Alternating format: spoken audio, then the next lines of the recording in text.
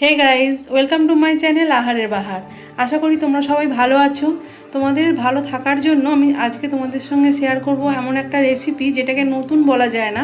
এটা একটা পুরনো সাবেকি রেসিপি, কিন্তু এটা আমরা সবাই, বিশেষ করে বাঙালিরা, জীবনে একবার না একবার খেয়েওছি, একবার না একবার ট্রাইও করেছি। তো আমি একবার তোমাদের সামনে ট্রাই করলাম, দেখো তোমাদের কেমন লাগে। ভালো লাগলে অবশ্যই লাইক, সাবস্ক্রাইব অ্যান্ড শেয়ার করতে ভুলো না, আর কমেন্টে অবশ্য করে জানিও। আর এই রান্নাটা করতে কি কি লাগবে বা কিভাবে করেছি সেটা জানার জন্য ভিডিওটা অবশ্য করে পুরো দেখো। নতুন ভিউয়ার্সদের বলছি, দয়া করে সাবস্ক্রাইব করো এবং সাবস্ক্রাইব করার সময় পাশে থাকা বেল আইকনটা অবশ্য করে প্রেস করো, যাতে আমার চ্যানেলের কোনো নোটিফিকেশান থাকলে তোমাদের কাছে আগে গিয়ে পৌঁছায়। তোমাদের সবার সাপোর্ট আমার খুব প্রয়োজন।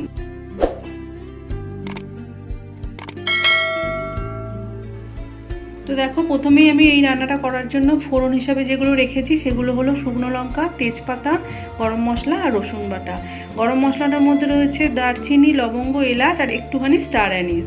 এই সবগুলো আমি ফোড়ন হিসাবে ব্যবহার করব। আর মশলা যেটা রয়েছে তার মধ্যে রয়েছে আদা বাটা। এবার দেখো, আমি এখানে গোবিন্দভোগ চালটা নিয়েছি একটা চালুনিতে নিয়ে, এটাকে আমি ভালো করে ধুয়ে এটাতে জল ঝরাতে রেখে দেবো। এটা ভিজিয়ে রাখার কোনো দরকার নেই, পরিষ্কার করে ধুয়ে নিলেই হবে। ধুয়ে আমি 3-4 ঘন্টা মতো জল ঝরানোর জন্য রেখে দেবো। এরপর নিয়েছি দেখো একটু বড় সাইজের রুই মাছের মাথা, যেগুলোকে আমি পরিষ্কার করে কেটে ধুয়ে নিয়ে তার উপর নুন হলুদ ছড়িয়ে মাখিয়ে রেখে সর্ষের তেলে অবশ্যই মেয়েটাকে ভেজে রেখেছি। দেখো, মাছ ভাজা হয়ে গেছে। এরপর আমি তেলটা একটু কমিয়ে নিয়েছি, ওই তেলেই আমি দিয়ে দেবো তেজপাতা। তারপরে দেবো যে গরম মশলাটা দেখালাম, সেটাকে একটু থেঁতো করে দেবো যাতে গন্ধটা ভালো বের হয়। তারপরে এর ওপর থেকে আমি দিয়ে দেবো শুকনো লঙ্কাটা ছিঁড়ে। শুকনো লঙ্কা অবশ্যই ছিঁড়ে ইউজ করবে, গোটা ইউজ করলে ফাটতে পারে। তো এটাকে দিয়ে একটু গন্ধ বেরোনো পর্যন্ত নাড়াচাড়া করতে হবে। একটু যখন স্মেলটা ভালো আসবে, ওপর থেকে আমি দেখো দিয়ে দেবো 1/2 চামচ মতো রসুন বাটা। এটা যাদের যেরকম চাল নিয়েছো সেই অনুযায়ী দিতে হবে, কেউ চাইলে একটু বেশিও দিতে পারো। তো এরপর আমি উপর থেকে দেব একটা বড় সাইজের পেঁয়াজ কুচো। এটাকে একটু ভাজা ভাজা হওয়া পর্যন্ত নাড়তে হবে। তারপরে দেখো চালটা আমার শুকিয়ে এসছে, এটাকে আমি পুরোটা ঢেলে দিলাম। ঢেলে দিয়ে এটাকে খুব ভালো করে কষতে হবে। এই সময় একটা কথা বলে রাখি, এই চালটাকে যতক্ষণ তোমরা ভালো করে কষবে মিডিয়াম আঁচে, তত কিন্তু এই রান্নাটা ঝুরঝুরে হবে, গায়ে মেখে যাবে না। তো চালটাকে আমি খুব ভালো করে নাড়াচাড়া করছি।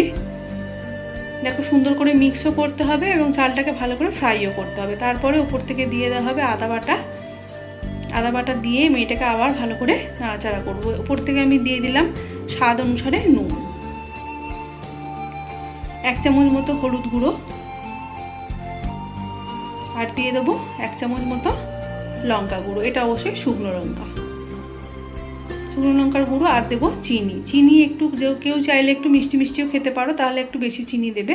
আমি এটা পরিমাণ মতো দিলাম। দিয়ে এটাকে খুব সুন্দর করে মিক্স করতে হবে।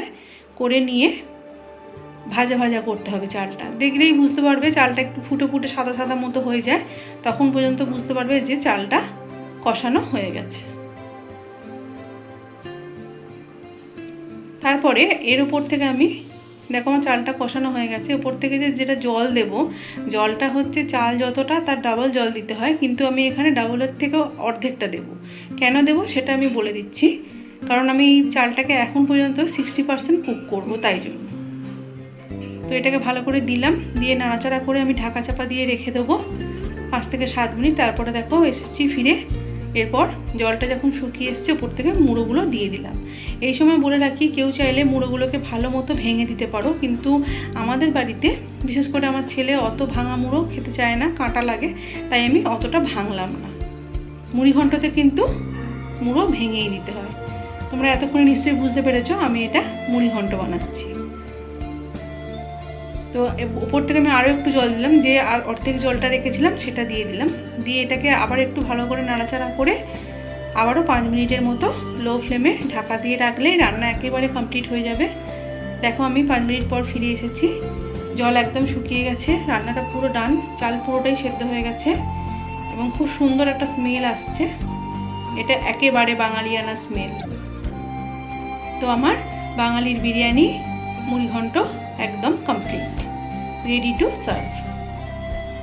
দেখো, আমি সার্ভ করে দিয়েছি। এটা দেখতে যতটা সুন্দর খেতে ততটাই সুন্দর, তোমাদের আলাদা করে বলে দেওয়ার কোনো দরকার নেই।